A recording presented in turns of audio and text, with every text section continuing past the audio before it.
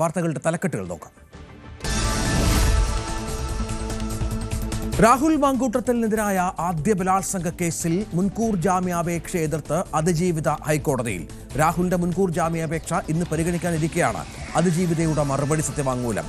രാഹുൽ മാങ്കൂട്ടത്തിൽ ക്രൂരനായ ലൈംഗിക കുറ്റവാളിയാണെന്നും ഗർഭിണിയായിരിക്കെ മൃഗീയമായി പീഡിപ്പിച്ചുവെന്നും മറുപടി സത്യവാങ്മൂലത്തിലുണ്ട്.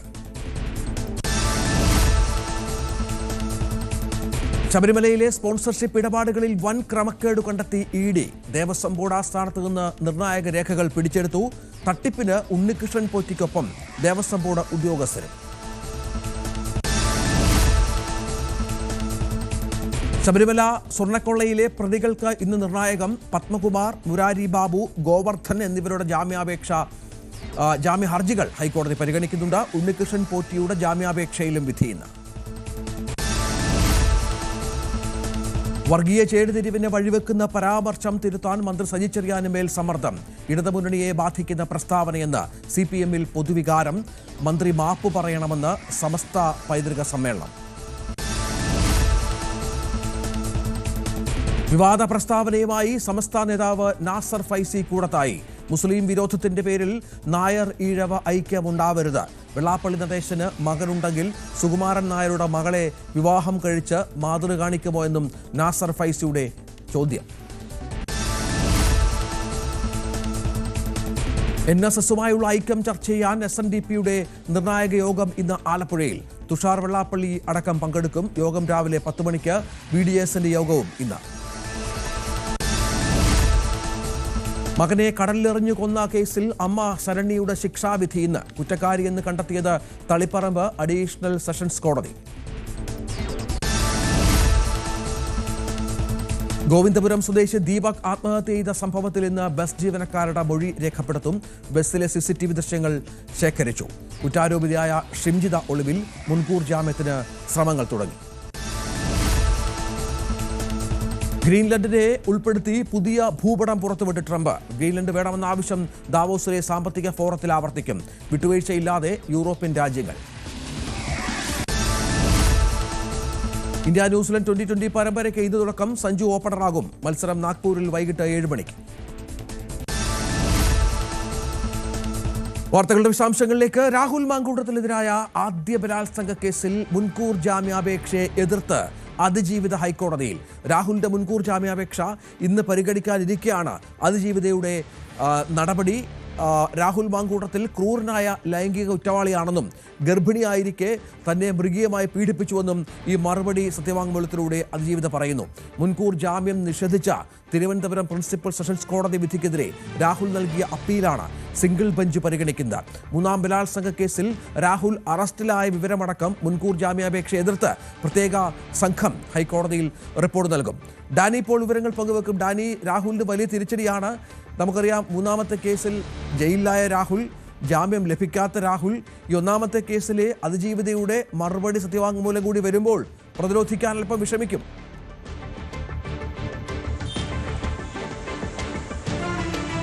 രഞ്ജിത്ത്, തീർച്ചയായും അത് തന്നെയായിരിക്കും സംഭവിക്കുക. കാരണം ഇതിലിപ്പോൾ ഹൈക്കോടതിയുടെ ആ ഒരു ഇടപെടൽ എന്ന് പറയുന്നത്, അല്ലെങ്കിൽ ഇതുവരെയുമുള്ള ഒരു രാഹുലിനുള്ളൊരു സമാശ്വാസം എന്ന് പറയുന്നത്, ഈ കേസ് പരിഗണിക്കും വരെ നോട്ട് ടു അറസ്റ്റ് എന്നതാണ്. ഇതുവരെ അറസ്റ്റ് ചെയ്യാൻ പാടില്ല എന്നതേ ഉള്ളൂ. ജാമ്യം അനുവദിച്ചിട്ടില്ല. അപ്പോൾ ഈ സമയം അത്രയും തന്നെ ആ ഒരു ആനുകൂല്യത്തിലാണ് രാഹുൽ പുറത്ത് ഉണ്ടായിരുന്നത്. പിന്നീടാണ് മറ്റൊരു കേസുമായി ബന്ധപ്പെട്ടുകൊണ്ട് അറസ്റ്റിലാവുകയും ചെയ്തിരുന്നത്. ഏതായാലും ഈ കേസിൽ 1ാം ബലാത്സംഗ കേസിൽ ഹൈക്കോടതി ഇപ്പോൾ ഈ കേസ് വീണ്ടും പരിഗണിക്കുമ്പോൾ ഇതുവരെ ഉണ്ടായിരിക്കുന്ന ഈ നടപടികളടക്കം വളരെ നിർണായകമാകും. കാരണം 3ാം ബലാത്സംഗ കേസിൽ രാഹുൽ അറസ്റ്റിലാകുന്നു. ആ സാഹചര്യങ്ങൾ നിലനിൽക്കുന്നു. രാഹുലിനെതിരെ സമാനമായ രീതിയിലുള്ള കേസുകൾ ഉണ്ടാകുകയും അതെല്ലാം തന്നെ കോടതിക്ക് മുന്നിലേക്ക് എത്തുകയും ചെയ്ത ഒരു സാഹചര്യത്തിലാണ് ഇപ്പോൾ ഈ കേസ് വീണ്ടും പരിഗണിക്കുന്നത്. ഈ കേസ് പരിഗണിക്കുമ്പോൾ തന്നെയാണ് ഈ അതിജീവിത തൻ്റെ അനുഭവങ്ങൾ, തനിക്കുണ്ടായ ഈ ദുരനുഭവങ്ങളെല്ലാം തന്നെ പറഞ്ഞുകൊണ്ട് കോടതിക്ക് മുന്നിലേക്ക് എത്തുന്നത്, കോടതിയിൽ സത്യവാങ്മൂലം സമർപ്പിച്ചിരിക്കുന്നത്. അവരുടെ ആ നിലപാടുകളും അവർ അനുഭവിച്ച ദുരിതങ്ങളും എല്ലാം തന്നെയും ഇന്ന് കോടതിക്ക് മുന്നിലേക്ക് എത്തുകയാണ്. തീർച്ചയായും ഈ കോടതി അതുകൂടി പരിഗണിക്കുമെന്ന കാര്യത്തിൽ യാതൊരു സംശയവുമില്ല. അവർ പറയുന്നത് താൻ വളരെയധികം ക്രൂരമായി താൻ രാഹുൽ ലാൽ പീഡിപ്പിക്കപ്പെട്ടിട്ടുണ്ട്. താൻ ഗർഭിണിയായിരിക്കുമ്പോൾ പോലും വലിയ രീതിയിലുള്ള ദുരനുഭവങ്ങൾ രാഹുലിൽ നിന്ന് തനിക്ക് നേരിടേണ്ടി വന്ന സാഹചര്യം ഉണ്ടായിട്ടുണ്ട് എന്ന് പറയുന്നു. അതുമാത്രവുമല്ല, ഈ അഭിഭാഷകൻ കൂടി അത്തരം കാര്യങ്ങൾ ഇത് കോടതിയിലേക്ക് ബോധ്യപ്പെടുത്തുകയും ചെയ്യും. കാരണം സമാനമായ രീതിയിലുള്ള കേസുകൾ പിന്നെയുമുണ്ട്. അതെല്ലാം തന്നെ വരും ദിവസങ്ങളിൽ കോടതിക്കോ അല്ലെങ്കിൽ പോലീസ് സംവിധാനങ്ങൾക്ക് മുന്നിലേക്കോ എത്തുമെന്ന് അടക്കമുള്ള കാര്യങ്ങൾ കൂടി ഇന്ന് കോടതിയെ ബോധിപ്പിക്കുമെന്ന് തന്നെയാണ് മനസ്സിലാക്കാനായിട്ട് സാധിക്കുന്നത്. അപ്പോൾ ഇത്തരം സങ്കീർണതകൾ നിറഞ്ഞ ഒരു സാഹചര്യത്തിൽ തന്നെയാണ് ഹൈക്കോടതി ഈ കേസ് പരിഗണിക്കുന്നത്. അതുകൊണ്ട് ഈ കേസിൽ രാഹുലിന് തിരിച്ചടി ഉണ്ടാകുന്നെങ്കിൽ ഈ കേസിലേക്കും വൈകാതെ തന്നെ അറസ്റ്റിലേക്ക് അടക്കം നീങ്ങും. തുടർന്ന് മറ്റു കേസുകൾ പിന്നെയും 3 കേസുകളാണ് രാഹുലിനെതിരെ നിലവിലുള്ളത്. ഇനിയും കേസുകൾ ഉയർന്നു വരാനുള്ള വളരെയധികമുള്ളൊരു സാഹചര്യവും പരാതികളും എല്ലാം തന്നെ നിലനിൽക്കുന്നുവെന്ന് തന്നെയാണ് ചൂണ്ടിക്കാണിക്കുന്നത്. അപ്പോൾ ഇന്ന് ഹൈക്കോടതിയിൽ ഉണ്ടാകുന്ന നടപടികൾ വളരെ നിർണായകം തന്നെയാണ്. തിരുവനന്തപുരം സെഷൻസ് കോടതി പ്രിൻസിപ്പൽ സെഷൻസ് കോടതിയുടെ ഉത്തരവിനെ ചോദ്യം ചെയ്തുകൊണ്ടാണ് ഇന്ന് ഹൈക്കോടതിയിലെ ഈ നിലവിലുള്ള കേസുകൾ പരിഗണിക്കുന്നത്. ഒന്നാം കേസ് ബലാത്സംഗ കേസിൻ്റെ ജാമ്യം വേണമെന്നുള്ള ആവശ്യമെല്ലാം നിലനിർത്തിക്കൊണ്ട് കോടതിയിലേക്ക് പോകുമ്പോൾ ആ കേസ് പരിഗണിക്കുന്നത് തന്നെയാണ്. അപ്പോൾ ഈ അതിജീവിതയുടെ നിലപാടും അതോടൊപ്പം തന്നെ ഈ സത്യവാങ്മൂലവുമെല്ലാം കോടതിയിൽ രാഹുലിന് തിരിച്ചടിയാകുമെന്ന കാര്യത്തിൽ സംശയമില്ല. കോടതി അതുകൂടി പരിഗണിക്കുകയും ചെയ്യും. അതോടൊപ്പം തന്നെയാണ് നിലവിൽ മറ്റ് കേസുകൾ ഉയർന്നു വരികയും ഇയാളെ അറസ്റ്റ് ചെയ്യുകയും ചെയ്തിരിക്കുന്നത്. ഒരു നിയമസഭാ സാമാജികനാണ് എന്നത് കുറ്റകൃത്യത്തിൻ്റെ കാഠിന്യവും ഗൗരവവും വർദ്ധിപ്പിക്കുക തന്നെയാണ്. അതിൽ ഒരു സംശയവുമില്ല. ഇപ്പോൾ അതിജീവിത തന്നെ തൻ്റെ അനുഭവങ്ങൾ പറഞ്ഞുകൊണ്ട് അതൊന്നൊന്നായി വ്യക്തമാക്കിക്കൊണ്ട് സത്യവാങ്മൂലമടക്കം ഹൈക്കോടതിയിലേക്ക് സമർപ്പിച്ചിരിക്കുന്നു. ഹൈക്കോടതി ഇതെല്ലാം തന്നെ പരിഗണിക്കപ്പെടുകയും ചെയ്യും. ഹൈക്കോടതി അതുകൂടി കണക്കിലെടുത്തുകൊണ്ട് തന്നെയായിരിക്കും ഇപ്പോൾ സമർപ്പിച്ചിരിക്കുന്ന നടപടികളിലേക്കുള്ള ഒരു മുന്നോട്ട് പോക്ക് ഉണ്ടാകുക. അങ്ങനെയെങ്കിൽ കോടതിയിൽ നിന്ന് ഉണ്ടാകുന്ന നീക്കങ്ങൾ രാഹുലിന് ഒരുപക്ഷെ കനത്ത തിരിച്ചടിയാകാൻ തന്നെയാണ് സാധ്യത. തീർച്ചയായും രാഹുലിന് ഏതായാലും നിർണായകമാണ്. അത്ര സുഖകരമല്ല അയാളെ സംബന്ധിച്ചിടത്തോളം കാര്യങ്ങൾ. പ്രതിരോധിക്കാൻ പാടുപെടും. മറ്റൊരു വാർത്ത, ശബരിമലയിലെ സ്പോൺസർഷിപ്പ് ഇടപാടുകളിൽ വൻ ക്രമക്കേട് ED കണ്ടെത്തി എന്നുള്ളതാണ്. സ്വർണ്ണക്കൊള്ളയുമായി ബന്ധപ്പെട്ട് നടത്തിയ റെയ്ഡിൽ ദേവസ്വം ബോർഡ് ആസ്ഥാനത്ത് നിന്ന് നിർണായക രേഖകളും പിടിച്ചെടുത്തിട്ടുണ്ട്. തട്ടിപ്പിന് ഉണ്ണികൃഷ്ണൻ പോറ്റിക്കൊപ്പം ദേവസ്വം ബോർഡ് ഉദ്യോഗസ്ഥരും കൂട്ടുന്നു എന്നാണ് വിവരം. സ്വർണ്ണ കവർച്ചയിലൂടെ ഉണ്ണികൃഷ്ണൻ പോറ്റി വൻ സ്വത്ത് സമ്പാദനം നടത്തിയെന്നും ED കണ്ടെത്തിയിട്ടുണ്ട്. പ്രതികൾ തട്ടിപ്പിലൂടെ സമ്പാദിച്ച സ്വത്തുക്കൾ ED ഉടൻ കണ്ടുകെട്ടും. ഡാനി ഇപ്പോൾ വിവരങ്ങളുമായി ചേരുക. ഡാനി, EDയുടെ റെയ്ഡ് ഇന്നലെ വിവിധ സംസ്ഥാനങ്ങളിൽ നടത്തിയ റെയ്ഡ്, സ്മാർട്ട് ക്രിയേഷൻസിന്റെ ഓഫീസിൽ വരെ റെയ്ഡ് ദേവസ്വം ബോർഡ് ആസ്ഥാനത്തുണ്ടായിരുന്നു. പ്രതികളുടെ എല്ലാം വീടുകൾ കേന്ദ്രീകരിച്ച് നിർണായകമായ ഞെട്ടിപ്പിക്കുന്ന വിവരങ്ങളാണ് ലഭിച്ചതെല്ലാം എന്ന് വേണം മനസ്സിലാക്കാൻ, അല്ലേ?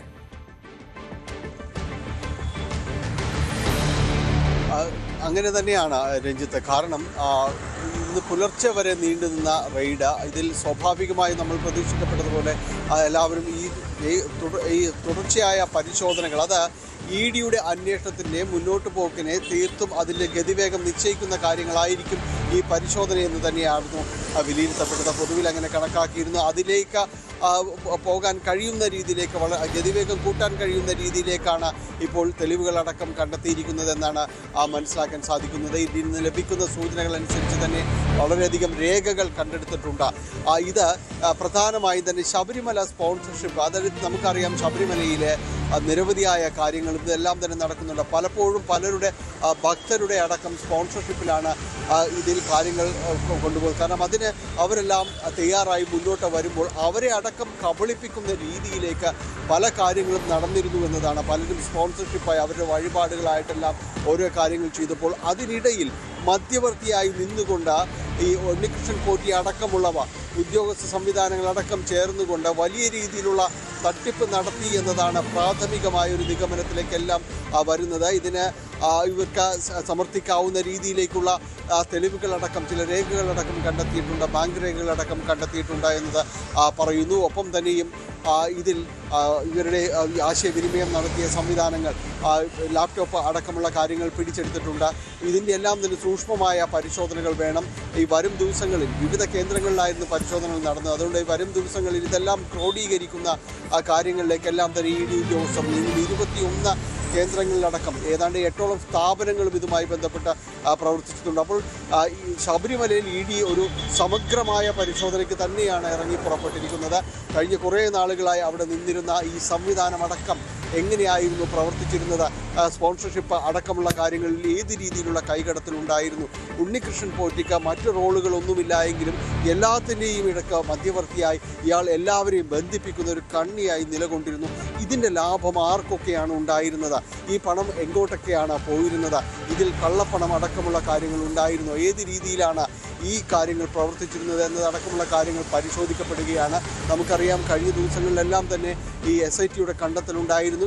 കൊണ്ടുവച്ച സ്വർണ്ണപ്പാളികൾ പോലും അത് വ്യാജമായോ എന്നതടക്കമുള്ള കാര്യങ്ങൾ സംശയിക്കുന്ന ഘട്ടത്തിലേക്ക് വന്നിരുന്നു. ഹൈക്കോടതി അതിൽ ഇടപെട്ടുകൊണ്ട് ഇതിൻ്റെ ആധികാരികത, ഈ പരിശോധനാ റിപ്പോർട്ടിൻ്റെ ആധികാരികത ഉറപ്പാക്കുന്നതിന് വേണ്ടി ഉദ്യോഗസ്ഥരടക്കം മൊഴി രേഖപ്പെടുത്തണമെന്ന നിർദ്ദേശം ഹൈക്കോടതിയുടെ ഭാഗത്തു നിന്ന് അടക്കം ഉയർന്നു വരികയും ചെയ്ത ആ സാഹചര്യത്തിൽ തന്നെയാണ് പിറ്റേന്ന് EDയുടെ അടക്കമുള്ളൊരു പരിശോധന ഉണ്ടാകുന്നത്. അപ്പോൾ ഇതെല്ലാം വ്യക്തമാക്കുന്നത് അവിടെ നടന്ന വ്യാപകമായ തട്ടിപ്പ് കൊള്ള തന്നെയായിരുന്നു എന്ന രീതിയിലേക്കാണ് കാര്യങ്ങൾ മുന്നോട്ട് പോകുന്നത്. ഏതാണ്ട് EDയും ആ രീതിയിലേക്ക് സമർത്ഥിക്കുകയും ചെയ്യുന്നു. സ്പോൺസർഷിപ്പ് അടക്കമുള്ള കാര്യങ്ങളിൽ വലിയ രീതിയിലുള്ള അഴിമതികൾ നടന്നിരുന്നു, വലിയ രീതിയിലുള്ള തട്ടിപ്പ് നടന്നിരുന്നു. ഇത് മധ്യവർത്തിയായി ഉണ്ണികൃഷ്ണൻ പോറ്റി ഉണ്ടായിരുന്നു. ഇതിൻ്റെ ലാഭവിഹിതം ആർക്കെല്ലാം എങ്ങോട്ടെല്ലാം പോയിട്ടുണ്ട് എന്നതടക്കമുള്ള കാര്യങ്ങൾ ED പരിശോധിക്കുകയാണ്. ഒപ്പം മറ്റൊന്നുകൂടി രഞ്ജിത്ത്, പല രേഖകൾ കണ്ടെടുക്കുന്നതിൽ ചില രേഖകൾ അത് വ്യാജ നിർമ്മിതിയാണോ എന്നതടക്കം EDക്ക് സംശയമുണ്ട്. കാരണം ഇത്തരം രേഖകൾ, പരിശോധനകൾ എന്തെങ്കിലും ഉണ്ടായാൽ അതിനെ മറികടക്കാൻ വേണ്ടി ചില രേഖകളടക്കം ഈ തട്ടിപ്പ് സംഘം സൃഷ്ടിച്ചിട്ടുണ്ടോ എന്നത് പരിശോധിക്കുന്നുണ്ട്. അതുകൊണ്ട് ചില രേഖകളുടെ, പ്രധാനപ്പെട്ട ചില രേഖകളുടെ ആധികാരികത ഉറപ്പാക്കാനുള്ളൊരു നീക്കം കൂടി EDയുടെ ഭാഗത്തു നിന്ന് നടക്കുന്നുണ്ട്. ഏതായാലും ഇത്തരം കാര്യങ്ങളിൽ ഒരു സമഗ്ര പരിശോധനയ്ക്കാണ് ED ഇറങ്ങി പുറപ്പെട്ടിട്ടുള്ളത്. വൈകാതെ ഇത് സാധാരണഗതിയിൽ തന്നെ ഇത്തരം പരിശോധനകളുടെ വിശദാംശങ്ങൾ പിന്നീട് അവർ മാധ്യമങ്ങൾക്ക് വാർത്താക്കുറിപ്പ് ഔദ്യോഗികമായി തന്നെ നൽകാറുണ്ട്. അത്തരം ഒരു സംവിധാനം വൈകാതെ ഉണ്ടാകുമെന്ന് തന്നെയാണ് നമ്മൾ പ്രതീക്ഷിക്കുന്നത്. രഞ്ജിത്ത്. ശരി ഡാനി. ഇപ്പോൾ രാഹുൽ ഈശ്വർ ആത്മഹത്യ ചെയ്ത ദീപകിന്റെ കുടുംബത്തെ കണ്ടതിനു ശേഷം മാധ്യമങ്ങളെ കാണുന്നു. ആദ്യം തന്നെ ഞങ്ങള് ദീപകിന്റെ കുടുംബത്തിന് 1 ലക്ഷം രൂപ കൊടുക്കാമെന്നാണ് കരുതിയത്. ഇപ്പോ 3,17,000 രൂപ, കുറച്ചുകൂടെ കൃത്യമായിട്ട് പറഞ്ഞാൽ 3,17,074 അല്ലെങ്കിൽ 3,17,000 രൂപ ഇപ്പോ ദീപകിന്റെ വീട്ടുകാരിലേക്ക് എത്തിച്ചിട്ടുണ്ട്. ദീപകിന്റെ അക്കൗണ്ടിലേക്കും പിന്നീട് 2 ലക്ഷം രൂപയും മലബാർ ഗോൾഡിന്റെ ശ്രീ AK ഫൈസൽ ജി, അതേപോലെ ശ്രീ ഹീലർ അബ്ദുള്ള, അദ്ദേഹം ഫാസ്റ്റ് ലൈൻ എന്ന് പറയുന്ന സ്ഥാപനത്തിന്റെ MD ആണ്. രണ്ടുപേരും ദുബായിലുള്ളവരാണ്. അവർ ചെയ്തിട്ടുണ്ട്. അവരുടെ റെപ്രസെന്റേറ്റീവ്സ് ആയിട്ട് നമ്മുടെ അക്ബർ സാർ അടക്കമുള്ള ആൾക്കാർ വന്നിട്ടുണ്ട്. MRFന്റെ ശ്രീ ജോയ്, ശ്രീ മുകേഷ്, അഖിൽ അടക്കമുള്ള ആൾക്കാർ, അഖിലുണ്ട്. ഹോമീസ് എന്ന് പറയുന്ന ഒരു ആപ്പ്, അങ്ങനെ ഞങ്ങളൊരു പുരുഷന്മാരെ സപ്പോർട്ട് ചെയ്യാൻ ഹോമീസ് മൻ കി ബാത്ത് എന്നുള്ള ആപ്പ് അടക്കമുള്ള കാര്യങ്ങൾ കൊണ്ടുവരുന്നുണ്ട്. അപ്പോൾ ആ രീതിയിൽ നമ്മൾ ആ കഴിയുന്ന സപ്പോർട്ടുണ്ട്. അപ്പോൾ 2 ആവശ്യങ്ങളാണ് മുമ്പോട്ട് വെക്കുന്നത്. പേരൻസിനോടും അഭ്യർത്ഥിക്കുന്നു, ഇവരുടെ റിലേറ്റീവ്സിനോടും. ഒന്ന്, ജനുവരി 17 ഇദ്ദേഹത്തിന്റെ ജന്മദിനം. ആ ദിവസം തന്നെയാണ് ഇദ്ദേഹത്തിന്റെ അവസാനത്തിലേക്കും പോകാൻ ദൗർഭാഗ്യവശാൽ സംഭവം ഉണ്ടായത്. അപ്പോൾ ജനുവരി 17 കേരളത്തിൽ നമ്മൾ പുരുഷാവകാശ ദിനമായിട്ട് ആചരിക്കാൻ ആഗ്രഹിക്കുന്നുണ്ട്. ദേശീയ തലത്തിൽ നമ്മൾ ഈ മെൻസ് ഫൗണ്ടേഷൻസുമായിട്ട് ബന്ധപ്പെട്ടും കൂടെ നമ്മൾ പറയുന്നുണ്ട്. കാര്യം ഒരു പുരുഷൻ അവന്റെ അവകാശങ്ങളിലും അവന്റെ ജീവിതത്തിലെ വേദന സംഭവിച്ച് നമ്മളിൽ നിന്ന് വിട്ടുപിരിഞ്ഞതാണ്. അതോടൊപ്പം ദീപകിന്റെ ഓർമ്മ നിലനിർത്താൻ, കാര്യം നമ്മളൊക്കെ ഈ ഒരാഴ്ചയോ 2 ആഴ്ചയോ ചിലപ്പോൾ 1 മാസമോ 2 മാസമാണ് കാണുന്നത്. ഇവരുടെ ജീവിതം അതിനുശേഷവും തുടർന്നു പോകണമല്ലോ. അപ്പോൾ ദീപകിന്റെ ഓർമ്മ നിലനിർത്താൻ, ദീപകിന്റെ സ്മരണാർത്ഥം 24 hours ലഭ്യമായ ഒരു ഹെൽപ്പ് ലൈൻ ഞങ്ങൾ അതിന്റെ വിഷയങ്ങൾ ഓൾറെഡി സംസാരിച്ചിട്ടുണ്ട്. ഒരാഴ്ചയ്ക്കുള്ളിൽ സെറ്റപ്പ് ചെയ്യും. 24 മണിക്കൂറും ഏതു പുരുഷനും വിളിച്ചാൽ കിട്ടാൻ സാധിക്കുന്ന mobile phone, land line number അല്ല, പലപ്പോഴും ലാൻഡ് ലൈൻ നമ്പർ ഗവൺമെന്റ് ഒന്നും വർക്ക് ചെയ്യാറില്ല. പുരുഷന്മാർക്ക് ലഭിക്കാൻ കിട്ടുന്ന ഒരു നമ്പർ വാട്സപ്പ്, അതിൽ വിളിക്കുമ്പോൾ പുരുഷന്മാർക്ക് ആദ്യഘട്ടത്തിൽ തീർച്ചയായിട്ടും, അതായത് അവർ സംസാരിക്കുമ്പോൾ ഫ്രീ ആയിട്ട് അവരെ ഒരു ലോയറുടെ അടുത്തേക്ക്, ഒരു ഡോക്ടറുടെ അടുത്തേക്ക്, അല്ലെങ്കിൽ ലൈഫ് കോച്ചും ലീഗൽ കോച്ചിലേക്കും സപ്പോർട്ട് ചെയ്യാനുള്ളൊരു മിഷൻ മെൻസ് കമ്മീഷന്റെ ഭാഗത്തു നിന്നുള്ളൊരു എഫേർട്ടുണ്ട്. അതിന് വ്യത്യസ്ത സംഘടനകളോട്, MRF അടക്കമുള്ള സംഘടനകളോട് സഹകരിച്ച് നമ്മൾ പോകുന്നുണ്ട്. അതോടൊപ്പം ഇമ്പോർട്ടന്റ് ആയി നേരത്തെ ഇവിടുത്തെ രാഷ്ട്രീയ പ്രാതിനിധ്യം അടക്കമുള്ള ആൾക്കാർ പറഞ്ഞത്, നിങ്ങൾ ഈ വീട്ടിൽ വരുന്നത് പോലെ തന്നെ ഈ പെൺകുട്ടിയുടെ വീട് അന്വേഷിച്ചെത്താൻ നിങ്ങൾക്ക് ഒരു ബുദ്ധിമുട്ടുമില്ല. അപ്പൊ ആ പെൺകുട്ടിയുടെ കൂടെ കാര്യങ്ങൾ കണ്ടുപിടിക്കണം. തൽക്കാലം അവർ അബ്സ്കോണ്ടിങ് ആണെന്നാണ് മനസ്സിലാക്കുന്നത്. പോലീസ് ഇതുവരെ അറസ്റ്റ് ചെയ്തിട്ടില്ല. ഒരു കാര്യം കൂടെ, ആ പെൺകുട്ടിയോടും ആർക്കും പ്രതികാരമല്ല ഉള്ളത്, പക്ഷേ നീതിയാണ് വേണ്ടത്. ഇപ്പം ചിലപ്പോൾ സോഷ്യൽ മീഡിയ പോസ്റ്റിൽ ചില ആൾക്കാരൊക്കെ വളരെ മോശം കമന്റുകൾ ആ പെൺകുട്ടിക്കെതിരെ ഇടുന്നത് പറ്റും കണ്ടു. അതിനോടൊന്നും ആരും യോജിക്കുന്നില്ല. കാര്യം പ്രതികാരമല്ല നീതി. പക്ഷേ ദീപകിന് നീതി കിട്ടണം, ദീപകിന്റെ കുടുംബത്തിന് നീതി കിട്ടണം. ഇന്ത്യൻ നിയമം അനുശാസിക്കുന്ന ആത്മഹത്യാ പ്രേരണയും IT ആക്ടും അടക്കമുള്ള വകുപ്പുകൾ ചുമത്തി ആ പെൺകുട്ടിയെ അറസ്റ്റ് ചെയ്യണം. അത് വേറൊന്നും കൊണ്ടല്ല, അതാണ് നിയമം എന്നുള്ളത് കൊണ്ടാണ്. നാളെ ഏറ്റവും പ്രധാനം, നാളെ വേറൊരാളുടെ കണ്ടന്റിന് വേണ്ടി നമ്മുടെ ജീവിതം അല്ലെങ്കിൽ ഒരു പുരുഷന്റെ ജീവിതം ഇല്ലാതായ, ഞാനിത് പറയുന്ന ഒരു അച്ഛനായിട്ട് കൂടെയാണ്. അതായത് ഞാൻ 2 ആൺകുട്ടികളുടെ അച്ഛനാണ്. ഒന്നാമത്തെ മോന് 9 വയസ്സും രണ്ടാമത്തതിന് 2 അല്ലെങ്കിൽ 3 വയസ്സുമാണ്. നാളെ അവൻ വളർന്നു വരുമ്പോൾ ഇതിനെക്കാട്ടി കൂടുതൽ ഡിജിറ്റൽ മീഡിയ ഉള്ള ലോകമായിരിക്കും. നാളെ അവരുടെ കണ്ടന്റിനായിട്ടോ അവരുടെ ശത്രുക്കളോ അല്ലെങ്കിൽ ആരെങ്കിലും ചെയ്യരുത്. നമ്മുടെ ആദരണീയനായ മുഖ്യമന്ത്രിക്കടക്കം മകനുള്ളതാണ്, നമുക്ക് എല്ലാവർക്കും ആൺമക്കളും ഉള്ളതാണ്. സ്ത്രീകളോടൊപ്പം തീർച്ചയായിട്ടും വേണം എല്ലാവിധ പിന്തുണയും സ്ത്രീകൾക്കുണ്ട്. എന്നാൽ പുരുഷന്മാർക്കും കൂടി സപ്പോർട്ട് വേണം. ഇന്ന് 11:30 പ്രസ് മീറ്റ് ഉണ്ട്. ആ പ്രസ് മീറ്റിലും മാധ്യമങ്ങൾ ആലോചിക്കേണ്ട ഒരു കാര്യം, ഏകദേശം 11 മാസമായി നിയമസഭയിൽ പുരുഷ കമ്മീഷൻ ബില്ല് ഇരിക്കുകയാണ്. 11 മാസമായിട്ട്. കഴിഞ്ഞ ഫെബ്രുവരിയിൽ സ്പീക്കർ പെർമിഷൻ കൊടുത്തതാണ്. ഇതുവരെ അവതരിപ്പിക്കാതിരിക്കുന്നതിന്റെ കാര്യം, നിങ്ങൾ മാധ്യമങ്ങൾ അവരെ സ്ത്രീവിരുദ്ധരെന്ന് വിളിക്കുമെന്ന് പേടിച്ചാണ്. ഒന്ന് ആലോചിച്ച് നോക്കുക. ഇന്ന് രാജ്യസഭയിൽ അവതരിപ്പിച്ചു. നമ്മുടെ കേരളമാണ് ആദ്യമായിട്ട് കൊണ്ടുവന്നത്. ശ്രീ എൽദോസ് കുന്നപ്പള്ളി എന്ന MLA സ്വകാര്യ ബില്ലായിട്ട് കൊണ്ടുവന്നു. ഇന്ത്യയിൽ ആദ്യമായിട്ട് കേരളമാണ് കൊണ്ടുവന്നത്. ഇപ്പൊ രാജ്യസഭയിലൊക്കെ അവതരിപ്പിച്ചു. ഡോക്ടർ അശോക് കുമാർ മിത്തൽ, ആപ്പിന്റെ MP, ലവ്ലി പ്രൊഫഷണൽ യൂണിവേഴ്സിറ്റിയുടെ ഒക്കെ സ്ഥാപകനാണ്. നമ്മളാണ് ഏറ്റവും പോസിറ്റീവായ ഈ നിയമം കൊണ്ടുവന്നത്. പക്ഷേ സ്ത്രീവിരുദ്ധരാണെന്ന് മാധ്യമങ്ങൾ വിളിക്കും, സ്ത്രീവിരുദ്ധ ചാപ്പ കുത്തും, സ്ത്രീവിരുദ്ധരാണെന്ന് ചർച്ചയുണ്ടാകുമെന്ന് പേടിച്ചാണ് ഈ വിഷയം സംഭവിക്കാത്തത്. അതിനും കൂടി സപ്പോർട്ട് കൊടുക്കണം. അപ്പോൾ ഒന്നുകൂടെ സംക്ഷിപ്തം പറഞ്ഞാൽ, ദീപകിന്റെ അച്ഛനെയും അമ്മയും കാണുകയുണ്ടായി. ഞങ്ങളാൽ കഴിയുന്ന രീതിയിലും ശ്രീ ഫൈസലിന്റെയും ഹില്ലറിന്റെയും സപ്പോർട്ടോടുകൂടി 3,17,000 3,17,000 രൂപ കൊടുക്കുകയുണ്ടായി. അവർക്ക് ഇനിയും നമ്മളാൽ കഴിയുന്ന രീതിയിലുള്ള പിന്തുണ കണ്ടിന്യൂ ചെയ്യും. അതോടൊപ്പം നമ്മൾക്ക് ആവശ്യം ആ പെൺകുട്ടിയെ വേറൊന്നും കൊണ്ടല്ല, നിയമം അനുശാസിക്കുന്നത് അറസ്റ്റ് ചെയ്യാനാണ്. അതുകൊണ്ട് നിയമം അനുശാസിക്കുന്ന രീതി അറസ്റ്റ് ചെയ്യണം. ആ പെൺകുട്ടിയോടും പ്രതികാരമില്ല. വളരെ മോശം കമന്റുകൾ ആ പെൺകുട്ടിക്കെതിരെ ചില ആൾക്കാർ ഇടുന്നത് കണ്ടു. ഞാൻ അവരുടെ പേര് പോലും പറയാൻ ആഗ്രഹിക്കുന്നില്ല. ഈ കണ്ടന്റ് ചെയ്യുന്ന കുട്ടികളെ പീഡിപ്പിക്കണമെന്നൊക്കെ പറയുന്ന ചില കമന്റുകളുണ്ട്. അതൊന്നും ഒരു കാരണവശാലും അംഗീകരിക്കില്ലെന്ന് മാത്രമല്ല, പോലീസ് ആക്ഷൻ എടുക്കണം. അത്തരത്തിൽ അമിതമായി ഏതെങ്കിലും പുരുഷന്റെ ഭാഗത്തു നിന്ന് അങ്ങനെ സ്ത്രീക്കെതിരെ കമന്റ് വന്നിട്ടുണ്ടെങ്കിൽ അതിനെ അപലപിക്കുകയും ചെയ്യുന്നു. പോലീസ് അതിന് നിയമം എടുക്കണം. തിരിച്ചും അങ്ങോട്ടും ഇങ്ങോട്ടും ചില സ്ത്രീകൾ അങ്ങനെ ഇട്ടു എന്ന് പറയുന്നു, ചില പുരുഷന്മാർ തിരിച്ചിട്ടു എന്ന് പറയുന്നു. രണ്ടും ശരിയല്ല. കാര്യം പുരുഷനും സ്ത്രീയും സമൂഹത്തിലെ 2 കൈകളാണ്. അവ ഒരുമിച്ച് പ്രവർത്തിക്കേണ്ടതാണ്, പരസ്പര വിരോധത്തിലല്ല. ഈ അവസരത്തിൽ പുരുഷ കമ്മീഷൻ വേണം. ജനുവരി 17 പുരുഷാവകാശ ദിനമായി നമ്മൾ ആചരിക്കും. ദീപകിന്റെ സ്മരണ നിലനിർത്താനായി ദീപകിന്റെ ജന്മദിനത്തിനും നമ്മളെ വിട്ടുപിരിഞ്ഞ ദിനത്തിനും നമ്മളത് ആചരിക്കും. അതോടൊപ്പം ഒരു ഹെൽപ്പ് ലൈൻ നമ്പർ ഒരാഴ്ചയ്ക്കുള്ളിൽ, എനിക്ക് തോന്നുന്നു നമുക്ക് ഓൾറെഡി നമ്മൾ സംസാരിക്കുമ്പോൾ അതിന്റെ വർക്ക് തന്നുകൊണ്ടിരിക്കുകയാണ്. പ്ലീസ് റിപ്പബ്ലിക് ഡേയോ അതിന് ശേഷമെങ്കിലും 24 മണിക്കൂറും ആക്റ്റീവ് ആകുന്ന ഒരു help line mobile number plus WhatsApp നമ്മൾ കൊണ്ടുവരാൻ ശ്രമിക്കും. ഇതൊരു ഓഫീസ് ബേസ്ഡ് ആണോ? ഞങ്ങളല്ല, ഡിജിറ്റലി ബേസ്ഡ് ആണ് വർക്ക്. ഇനി ഇതൊരു സംഘടനയോ സംവിധാനമോ അല്ല. അതായത് മെൻസ് കമ്മീഷൻ ഗവൺമെന്റ് കൊണ്ടുവരേണ്ട ഒരു കാര്യമാണ്. മെൻസ് കമ്മീഷൻ എന്ന് പറഞ്ഞാൽ ഒരു ക്വാസി ജുഡീഷ്യൽ ബോഡിയാണ്. എല്ലാ കമ്മീഷനും, മെൻസ് കമ്മീഷനും യൂത്ത് കമ്മീഷനും ഒക്കെ. അതുകൊണ്ട് ഞാൻ യൂത്ത് കമ്മീഷന്റെ ഭാഗമായി പ്രവർത്തിച്ചിട്ടുണ്ട് കേരള ഗവൺമെന്റിന്റെ.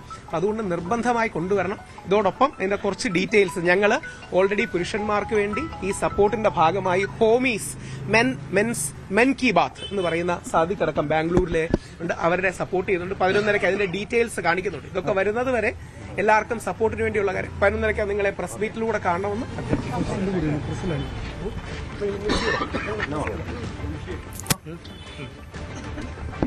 പോലീസ് ജീവനക്കാരുടെ മൊഴിയടക്കം രേഖപ്പെടുത്താൻ ഇന്ന് അന്വേഷണ സംഘം മുന്നോട്ട് വന്ന പശ്ചാത്തലമുണ്ട്. ഈ പ്രതിയായ പെൺകുട്ടി ഇവർ ഒളിവിലാണ് എന്നുള്ള വിവരം കൂടി പുറത്തു വരുന്നുണ്ട്. MS അനീഷ് കുമാർ വിവരങ്ങൾ പങ്കുവെക്കുകയാണ്. അനീഷ്, ദീപകിന്റെ ആത്മഹത്യയുമായി ബന്ധപ്പെട്ട് കൂടുതൽ പിന്തുണ ആ കുടുംബത്തിൽ ലഭിക്കുന്നുണ്ട്. ഇപ്പോൾ രാഹുൽ ഈശ്വറിനെ പോലെയുള്ളവരൊക്കെ അവിടെ എത്തുന്നു. സമൂഹത്തിന്റെ വലിയ ഒരു പിന്തുണ ആ കുടുംബത്തിനുണ്ട്, സംശയമില്ല ആ കാര്യത്തിൽ. അന്വേഷണവുമായി ബന്ധപ്പെട്ട ഏറ്റവും പുതിയ വിവരങ്ങൾ എന്തൊക്കെയാണ്?